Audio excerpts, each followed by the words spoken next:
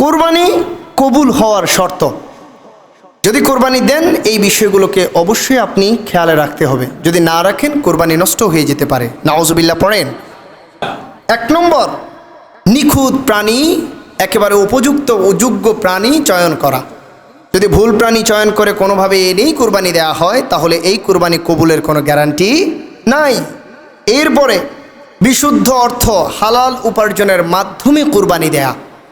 এরপরে ইনসাফ ভিত্তিক বন্টন সম্পন্ন করা, যেন এই বন্টনের ঘাটতি না থাকে, প্রশ্ন যেন কোরবানির মধ্যে না থাকে, আল্লাহ তাআলা যেন প্রশ্ন না করতে পারে, আল্লাহ তাআলা যেন খুশি হতে পারে যে আমার বান্দা সব দিকেই খেয়াল রাখছে, সুতরাং আমি আমার এই বান্দার এটাই কবুল করে নেব। পড়েন আমিন। এরপরে শ্রমিক যারা রয়েছেন এই শ্রমিকদেরকে অর্থ দিয়ে পারিশ্রমিক প্রদান করা। কেউ একটা গরু এসে কেটে দিল, কসাই সাহেব আসলো, এসে গরু কেটে দিল, আপনি বললেন আপনি তো কেটে দিয়েছেন, খুব কষ্ট হয়েছে আপনার, যান ওই পাটা নিয়ে যান, অথবা ওই মাথাটা নিয়ে যান, অথবা চামড়াটা নিয়ে যান। এমনটা হলে আপনি কুরবানির গোশতের বন্টনের আগেই একটা গোলমাল পাকাইয়ে ফেললেন। নাউজুবিল্লাহ বলেন। কোরবানির পশু থেকে একটা বিন্দু পরিমাণ কোনো কিছু কসাই বা পারিশ্রমিক হিসেবে দেয়া যাবে, সেটা আলাদা হবে। ইভেন যেই ব্যক্তি জবাই করবে যদি হাদিয়া দেন সেটাও কোরবানির গোশত থেকে না, আপনি চাইলে ভাগ বন্টন করে আপনার ফ্যামিলির জন্য এনে এখান থেকে দিতে পারেন ইচ্ছা মতো, সমস্যা নেই। বাট ওখানে আপনাকে বিশুদ্ধতা অবশ্যই মেনটেন করতে হবে। এরপরে যোগ্য ব্যক্তির কুরবানি সম্পন্ন করা।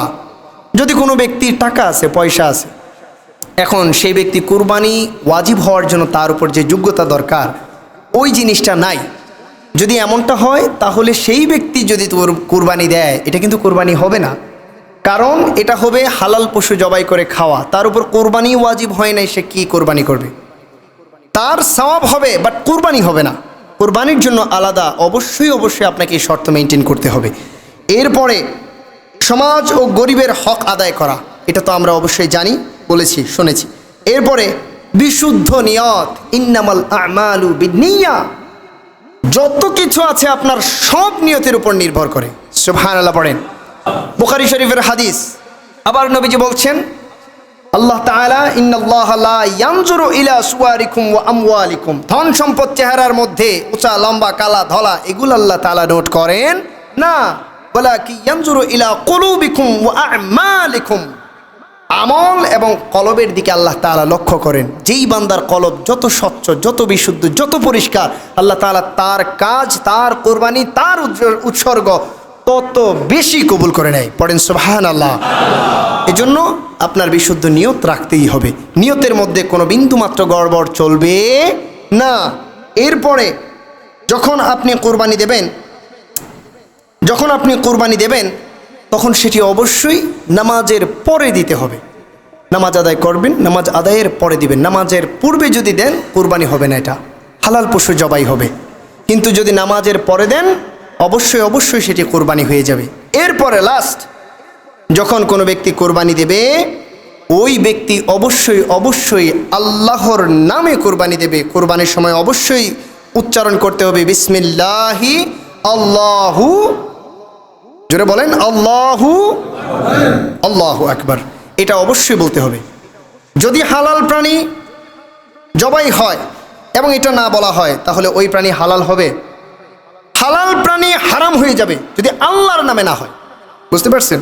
কারণ আপনি দেখবেন অনেক ভিন্ন ধর্মের ভাইয়েরা এই রেস্টুরেন্ট চালায়, বিভিন্ন হোটেলে গেলে আপনি দেখবেন খাবার মেনুতে অনেক গোশত আছে, কিন্তু যদি এমন হয় গোশতগুলা মুরগি হোক, গরু হোক, মহিষ হোক, ছাগল হোক, ভেড়া হোক, যাই হোক, যদি এমন হয় সেইগুলো জবাইয়ের সময় আল্লাহর নাম উচ্চারণ ছাড়া জবাই হয়েছে, তাহলে মনে রাখবেন বিশুদ্ধ রেওয়ায়েত এবং সকল ফুকাহায়ে কেরামদের অভিমত ফতোয়া এই যে সেই পশু হালাল হওয়ার পরেও জবাইয়ের সময় আল্লাহর নাম ছাড়া জবাই হওয়ার কারণে হারাম হয়ে যাবে।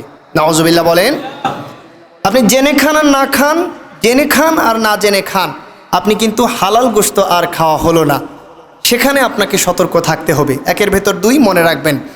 এরপরে যখন কোনো ব্যক্তির নামে কোরবানি দেয়া হয় সেটি হালাল হবে কিনা দেখেন।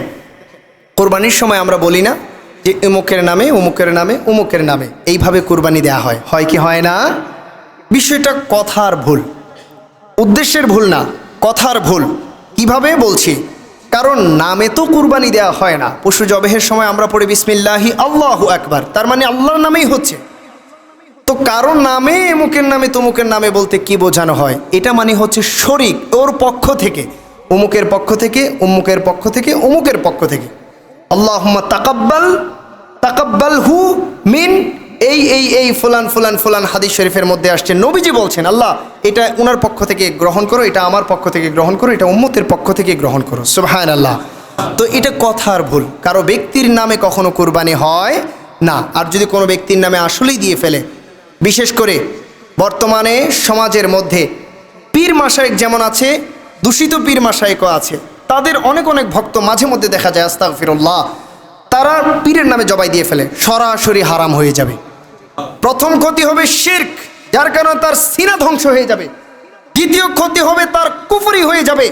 তৃতীয় ক্ষতি, সে যদি মন থেকে মনে করে যে না আমি পীরের নামে দেওয়ার কারণে বা কারো নামে দেওয়ার কারণে আল্লাহ কবুল করবে, তাহলে সে সরাসরি কাফির হয়ে যাবে।